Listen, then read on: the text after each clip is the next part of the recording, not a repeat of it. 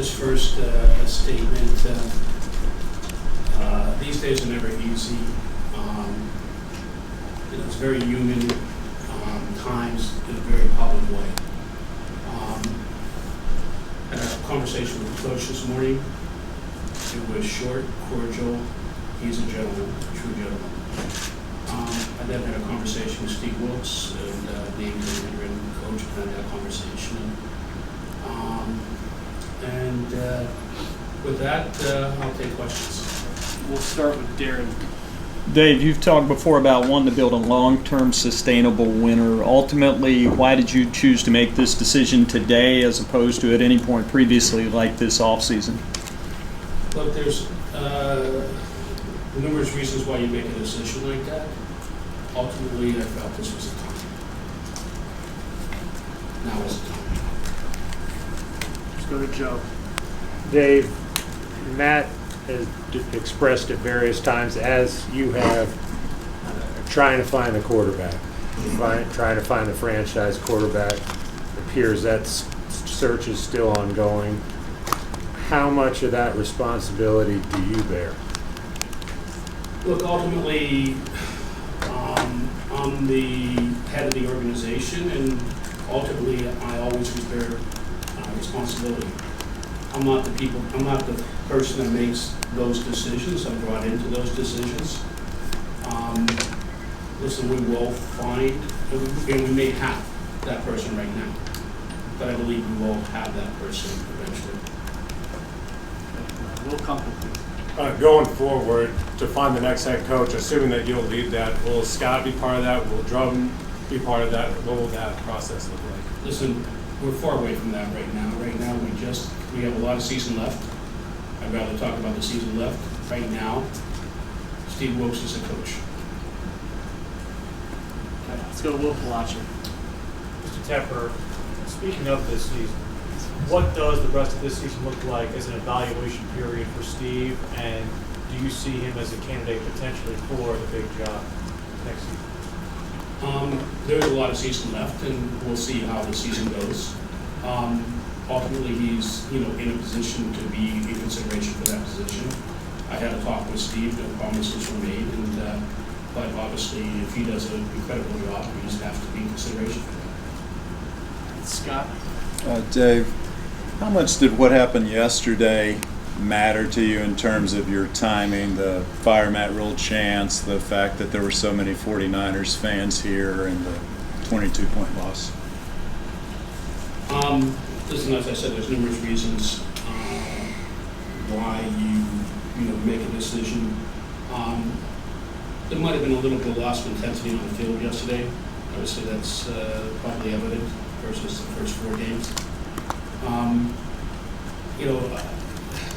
Listen, I have great respect for the fans, and I do hear the fans.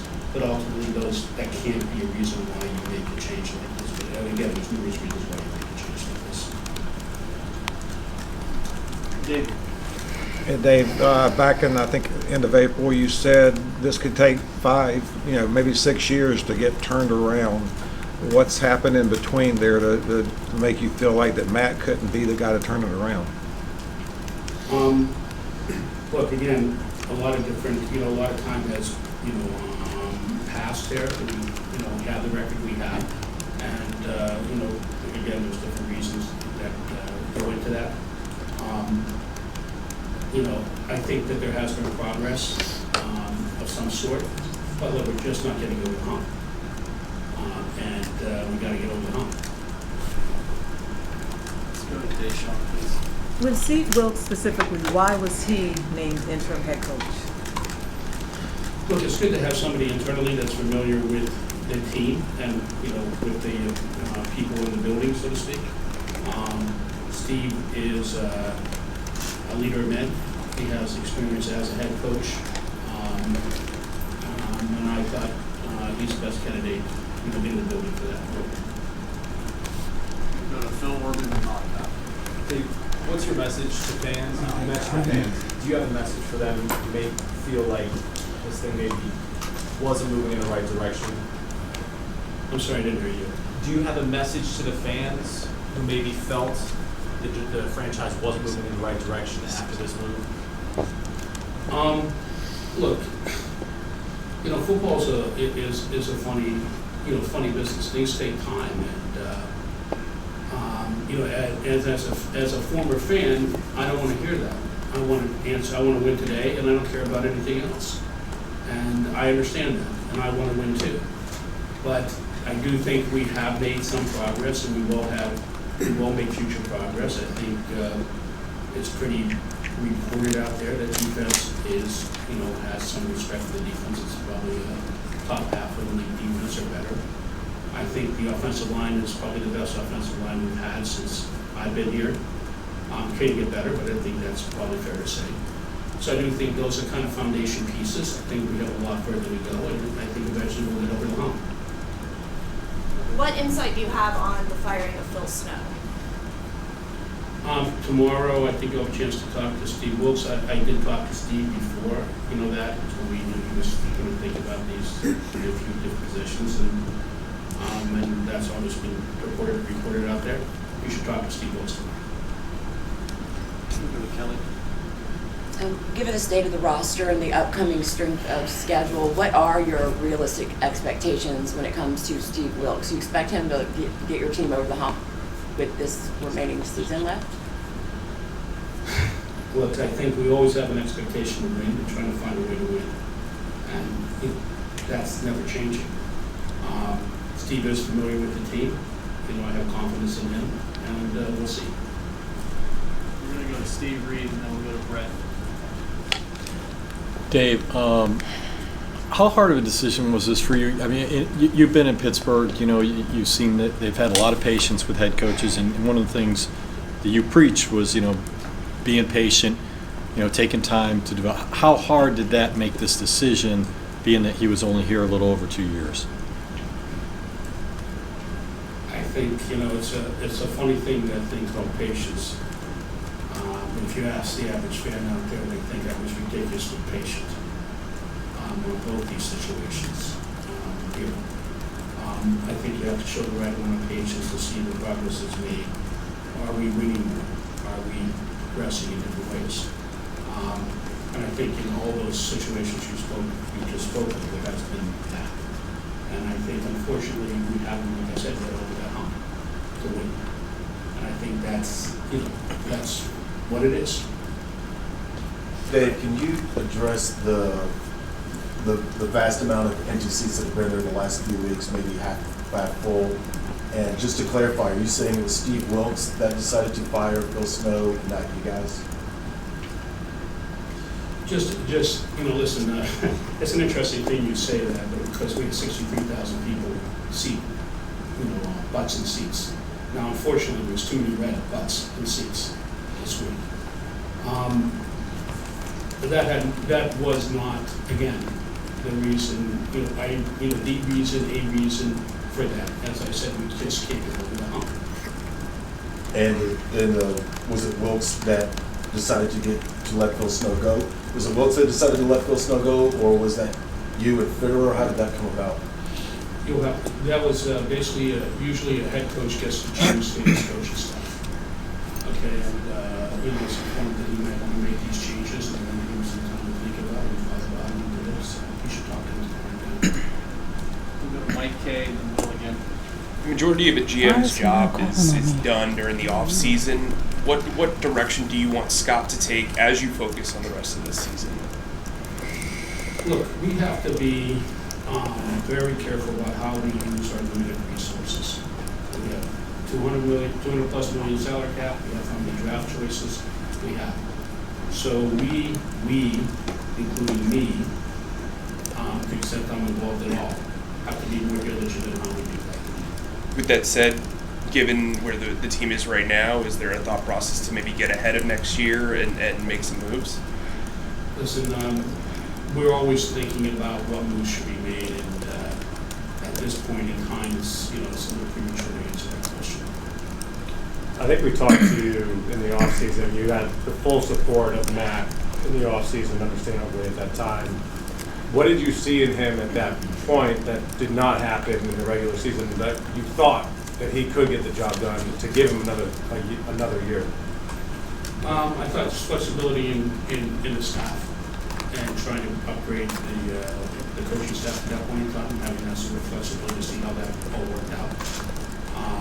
Again, I think there's been some improvements, as there's always some improvements, but not enough. We're obviously not getting to the hump. So, that's the bottom line.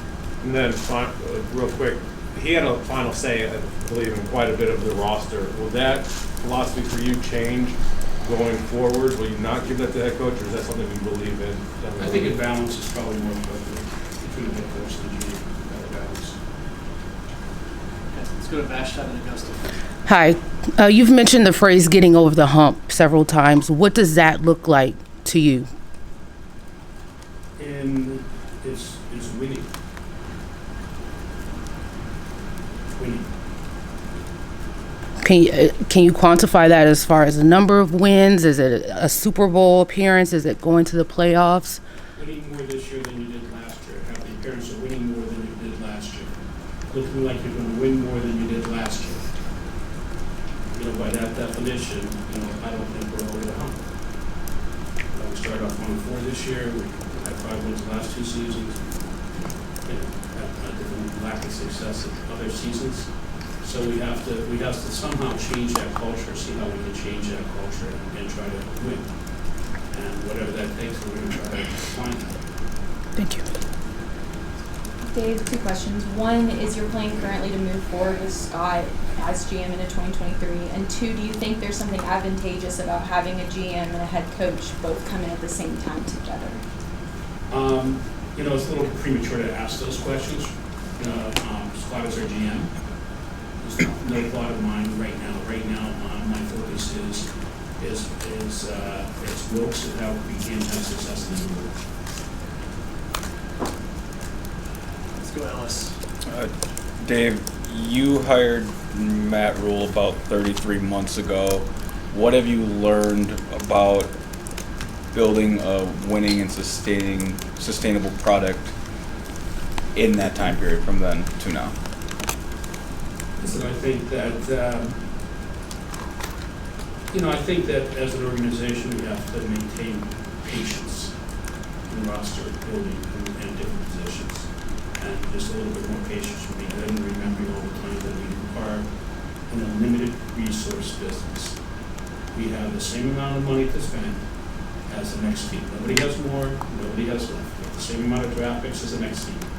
Nobody has more, nobody has less. We have to make sure we use that, as best we can. Really, really consider that and strategically think about it. We're going to go to Joe and then Nick. How do you kind of reconcile the patience message, though, when you see other teams around the league having success earlier with newish coaches and getting to the playoffs? It's funny, I get asked, you just asked that question, being too patient, and somebody said you're not patient enough, and I said it's like you're damned if you do, you're damned if you don't. And that's kind of, where I am. You have to show enough patience to see how things work out, and then ultimately, are you winning enough? I mean, that's the bottom line. Here's the bottom line. Unfortunately, that's the way it is. Fans care about you winning, and quite frankly, that's why we're all here. We're not in here to do anything but try to win games. And if we're not winning games, is there something else that matters? And look, you have to be patient enough to see what develops and how it develops to give things enough time. And that was, you're saying, did you give it too much time? Other person just asked, did you give it enough time? I think it's a balancing act, and I try to, balance it both ways. And would you do a 7-year contract? I don't really want to talk about contracts, one way or another. But listen, it's probably in a lot of things in this game, it probably might make more sense to be more conforming in some ways. On the other hand, look, it's about taking chances and taking risks sometimes in life. Sometimes things work out. Sometimes you learn from those risks. So if you don't take chances, don't take risks, you don't win usually. Okay, so I'm not gonna any individual risk we take on the field, depending if it's smart risk and not smart risk. So, and you learn. So, look, I mean, just in general, and I'll say this is, 4 years in this business, 2 years during COVID. I'm still learning, quite frankly. I mean, we had dinner with some owner. Their family's been in the business for 40 years. Okay, I'm going to be humble enough to say that it's a big difference from being in the seat of a fan or being up here, and you're trying to balance. You just gave the question about patience both ways. You try to balance that and try to learn from your mistakes, and hopefully we're smart enough to do that. David, do you think that Matt's transition from college, where he had success, to pro had anything to do with his struggles to win? And would you consider a college coach to be your next head coach still? Look, again, premature to answer that question. I'd like to see what Steve Wilks does, just quite frankly. I'm not going to generally rule that out. On the other hand, there is a history of successful coaches in the NFL. You can go look it up. Every fan can go look it up and see what it is. I'm aware of what that is, and I have to be cognizant and pay attention to that. That's good, Darren. Dave, you mentioned your expectations for the rest of this season. If the season ended right now, this team would pick first overall in next year's draft, and that's where quarterbacks are taken. How do you balance the present versus the future in terms of what you want to see from this team? I'm trying to understand your question exactly. Is it more important to win now or be in position to draft a quarterback high in next year's draft? Okay, if that's your question. Listen, there's no way that every day you can't go in with a winning attitude. And there's no other way to be. You have to try to win all the time. You have to try to win for the players. You have to try to win for the fans. And yes, I understand what it is. It's all about draft picks and getting quarterbacks and stuff like that. And I understand the importance of quarterbacks in this league. But you have to try to win always. Okay, let's go Phil, then Will. Dave, what you learned from the last coaching search that you can take into this, you mentioned education and kind of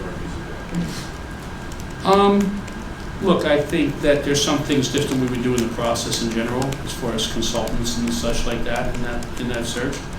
But again, it's premature to ask that question. So, In terms of interaction with the players, did you have any, or was there any type of, counseling from either the player leadership group or anything like that? in what regard? With this move being made? Not really. All right, let's do this. Let's go Steve, David, and Ellis. Dave, obviously there's a trade deadline coming up. I guess my question to you is, do you feel like this team needs to be rebuilt? I mean, would it be possible? Do you feel like you guys need to maybe try to trade some of the veteran guys, get in draft picks, and build for the future? Do you feel like this thing needs to be rebuilt, or do you feel like you're just still a few pieces away? I think that we have to figure out how to get a culture of winning here, okay, which we haven't had a long time in this place. And as I said at some point, we never have won. This town, this team, has never had 2 winning seasons. So I don't really think it ever had a real culture of winning. So how do you develop that culture of winning, between, players, coaches, and the rest? And look, like I said, you have to understand the resources you have and try to get the best resources you have. So that's a question, looking over the roster you have right now and trying to figure out how you can have the best roster in the future. You know the areas of strength, some areas of weaknesses. There are a lot of good areas of strength on this roster right now. And I think that they're better than they were a few years ago, but we have to put it together, and we have to, I hate to repeat myself again, have to get over the hump and have to figure out how to learn how to win all the time.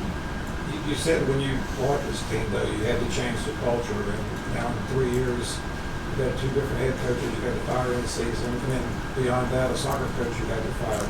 So what is the culture right now of your organization and your group as a whole? Look, I think that we have a pretty good culture in some respects in the building. I think we have to be confident in ourselves.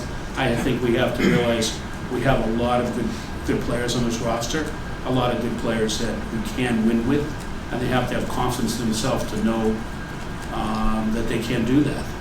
And it's accountability. Listen, I'm accountable. I'm accountable to the fans. Everybody's accountable. You guys are accountable in your own jobs. The players are accountable on the field for their positions. Everybody has to be held accountable and realize there's no place to hide. Okay? There's no place to hide in this sport. Everybody knows what's going on. Everybody sees how everybody's playing, and everybody has to know that and play to their best, their best of their ability. We have to just, do better instilling that and instilling to winning. We'll get there.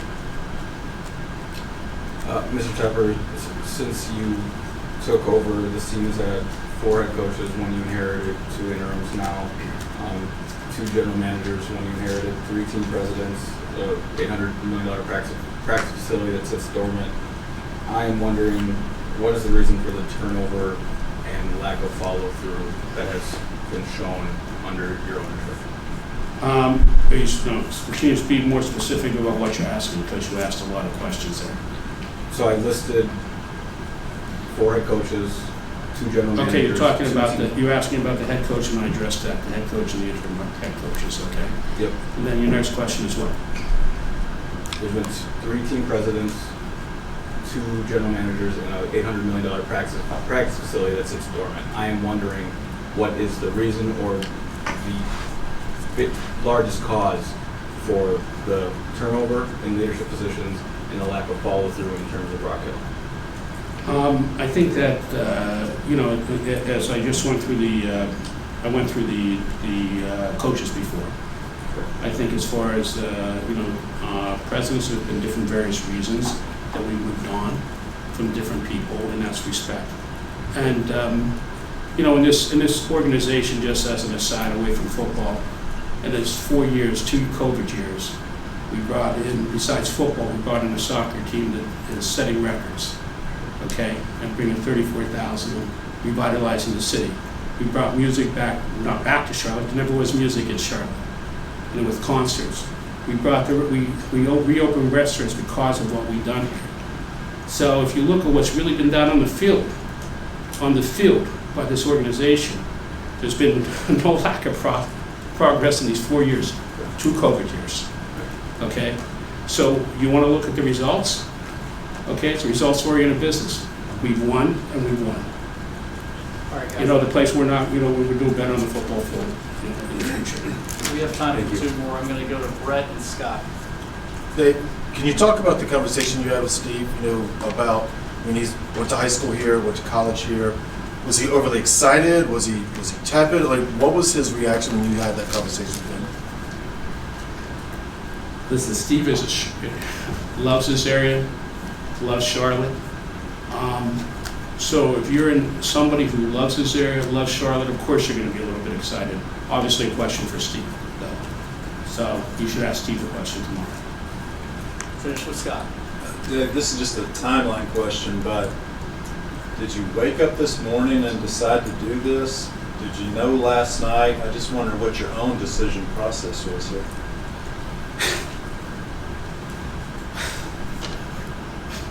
Scott, I read your column, okay? You know better, okay? Every day, this is an everyday thinking about things, how we can be better, what should we do, when is the right time, when it's not the right time. And I said there's numerous factors that go into it. I answered that question before. There's a tipping point that gets reached. It just so happened we got to the tipping point, and I think you understand that. I think I do, but you're not very specific on what the reasons were, other than you didn't win. I mean, was there something I'm missing other than that he's 11 and 27? I could actually, I shouldn't say that, but I actually read your columns, and I can go back to your columns and regurgitate them. So you can read your own columns, okay? For that answer. Thank you. Thank you, Dave. Appreciate it. Thank you.